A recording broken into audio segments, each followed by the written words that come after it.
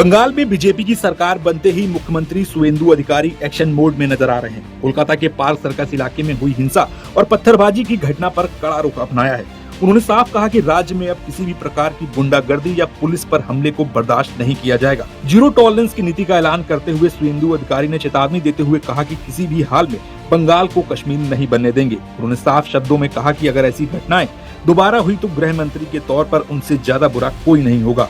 सुवेंदु अधिकारी ने आगे कहा कि बंगाल से गुंडागर्दी जड़ से खत्म की जाएगी। ममता बनर्जी सरकार पर ढिलाई बरतने का आरोप लगाते हुए उन्होंने कहा कि पुलिस कुछ राजनीतिक पूर्वाग्रहों के कारण प्रभावी ढंग से काम नहीं कर पा रही थी, लेकिन अब कानून के अनुसार सख्ती से कार्रवाई करेगी। अब से बंगाल से गुंडागर्दी का सफाया कर दिया जाएगा। ये संदेश सभी तक पहुंचना चाहिए कि ये सरकार कार्रवाई करने के लिए आई है। उन्होंने आगे कहा कि कश्मीर में अब ऐसी घटनाएं नहीं होती। बंगाल में लोग एक तरह की ढिलाई के आदी हो गए थे। उन्हें लगता है कि सरकार उनके खिलाफ कोई कार्रवाई नहीं करेगी। अब पुलिस कानून के अनुसार सख्ती से काम करेगी। वही कानून लागू करने वाली एजेंसी है। वो दिन चले गए जब पुलिसकर्मी घायल हो जाते थे और पुलिस मंत्री एसी कमरे में बैठकर सब कुछ देखते रहते थे।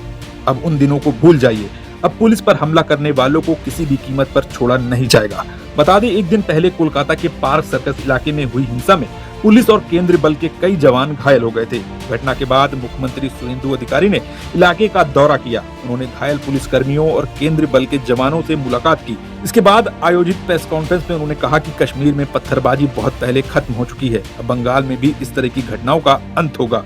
उन्होंने पुलिस अधिकारियों को निर्देश देते हुए कहा कि वे बिना किसी राजनीतिक दबाव या भय के कानून लागू करें। अधिकारी ने कहा कि किसी भी राजनीतिक पहचान, रसूख या धार्मिक पृष्ठभूमि को ध्यान में रखे बिना कार्रवाई करें। कानून सबके लिए समान है। सुवेंदु अधिकारी ने प्रधानमंत्री नरेंद्र मोदी के उस बयान का जिक्र करते हुए बंगाल के लोगों से कहा कि भरोसा रखो और डर से बाहर निकलो। अधिकारी ने जवानों की तारीफ करते हुए कहा कि उन्हें राज्य सरकार और गृह मंत्रालय दोनों का पूरा समर्थन प्राप्त है। इस दौरान उन्होंने केंद्र सरकार से पश्चिम बंगाल में केंद्रीय अर्धसैनिक बलों की तैनाती जारी रखने की मांग भी की। उन्होंने कहा कि पंचायत व्यवस्था पूरी तरह स्थिर होने तक कम से कम 40 कंपनियां राज्य में तैनात रहनी चाहिए ताकि कानून व्यवस्था बनाए रखी जा सके।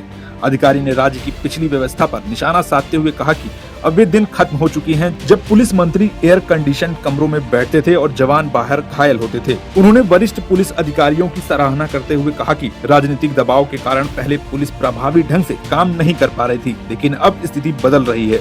उन्होंने विश्वास जताया कि आने वाले महीनों में कोलकाता पुलिस देश की सबसे बेहतरीन पुलिस बलों में शामिल होगी।